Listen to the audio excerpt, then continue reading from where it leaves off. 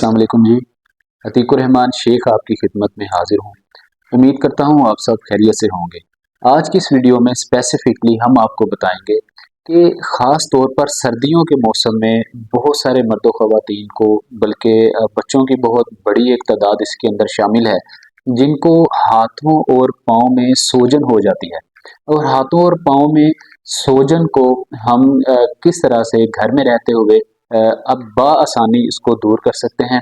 आज हम इसके बारे में आपको एक बहुत ही आज़मूदा और नहायत ही एक मुफीद नुस्खा आपके साथ हम शेयर करेंगे, जो कि पिछले काफ़ी अरसा दराज से हम अपने पेशेंट्स के साथ इस नुस्खे को आज़मा रहे हैं। अपने पेशेंट्स को इस नुस्खे को हम अपने पेशेंट्स के साथ शेयर कर रहे हैं, और इस नुस्खे को इस्तेमाल कर कर हमारे बहुत सारे पेशेंट जो हैं वो इस मौसम की जो कॉम्प्लिकेशंस हैं उससे निजात हासिल करने में कामयाब हो जाते हैं। लेकिन इस नुस्खे को आपके साथ शेयर करने से पहले चंद बेसिक जो चीज़ें हैं उनको आपके साथ शेयर करना बहुत ही ज़्यादा ज़रूरी है, क्योंकि बहुत सारे आपने देखा होगा लोग जो हैं वो सोशल मीडिया पर मुख्तलिफ़ किस्म की रेमेडीज़, मुख्तलिफ़ किस्म के जो टोटके हैं, जो नुस्खे हैं वो शेयर करते हुए नज़र आते हैं।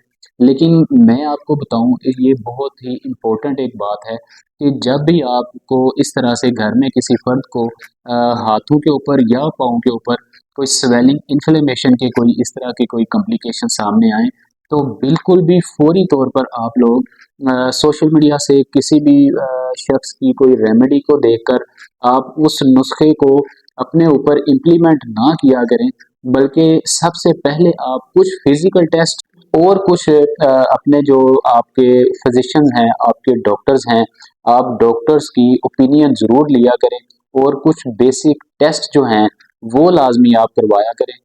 फिजिकल टेस्ट में सबसे पहले आपने ये देख लेना है कि आपकी जो डेली की जो रूटीन है, जो आप काम कर रहे हैं, क्या उसके अंदर बहुत ज़्यादा ट्रैवलिंग वाला कोई काम नहीं है, या बहुत ज़्यादा देर तक बैठने वाला काम नहीं है जिसमें आपकी वॉक ना हो रही हो, या बहुत ज़्यादा आप अपने आप को भूखा रख रहे हों, खाना टाइम पे ना ले रहे हों। ये सारी चीज़ें, या बहुत ज़्यादा जो ख़वातीन हमारी हैं घरों में रहकर सिलाई कढ़ाई के काम करती हैं, या जो लॉन्ड्री का काम करती हैं, बहुत ज़्यादा कपड़ों को वॉश करने के दौरान उनको खड़ा रहना पड़ता है देर तक, या सिलाई कढ़ाई के दौरान बारीक बिनी का काम होता है, ज़्यादा देर तक उनको बैठना पड़ता है, जिससे उनके सिलाई कढ़ाई के दौरान हाथों पर, पाँव पर दबाव डालकर बैठने की वजह से हाथों और पाँव पर इन्फ्लेमेशन आ जाती है। आपने ये सारी चीज़ों को खुद से जजमेंट करके ये वाला नुस्खा आपने फिर इसको अपने ऊपर अप्लाई करना है, और तकरीबन 15 दिन आप इस नुस्खे को इस्तेमाल करेंगे, इंशाअल्लाह अल अज़ीज़ सर्दियों के मौसम में जितने भी ये सोजन के, इन्फ्लेमेशन के इश्यूज होंगे, चाहे वो फील पा के हों, पाँव के ऊपर इन्फ्लेमेशन हो, या आपके हाथों के ऊपर इन्फ्लेमेशन हो, या इसके अलावा और भी आपके वजूद के ऊपर जिस्म में इन्फ्लेमेशन होगी, या आपके जोड़ों के अंदर हल्की फुल्की जो दर्द का एहसास होगा, स्टिफनेस होगी, तो वो इंशाअल्लाह अज़ीज़ बहुत जल्द ख़त्म हो जाएगी। और कुछ बेसिक टेस्ट जो हैं वो लाजमी आप करवाया करें, ताकि आपको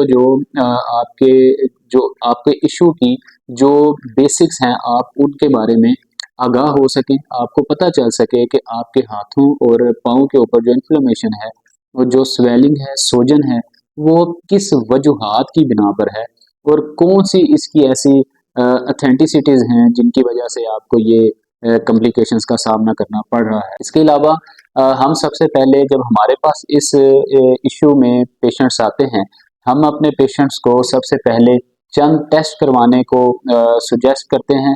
उनके अंदर RFTS है, जो कि आपके गुर्दों का एक टेस्ट है। अगर आप गुर्दों का ये टेस्ट करवा लेते हैं तो इसके अंदर RFTS के अंदर 2 टेस्ट होते हैं।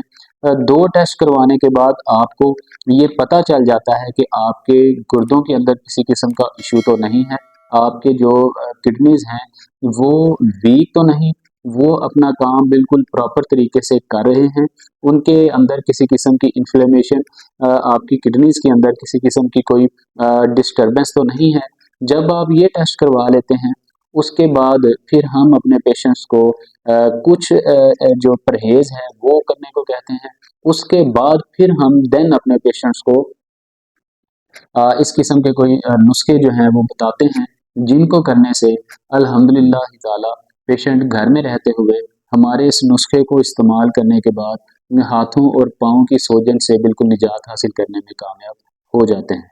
RFTS जो टेस्ट है, अगर आप वो करवाना चाहें वो करवा सकते हैं, या इनिशियल स्टेज में जो डॉक्टर हजरात हैं वो बहुत ही एक आम टेस्ट है जिसको हम यूरिन डीआर टेस्ट बोलते हैं, वो भी स्टार्टअप के अंदर इनिशियल स्टेज पे डॉक्टर ये टेस्ट भी रिकमेंड करते हैं।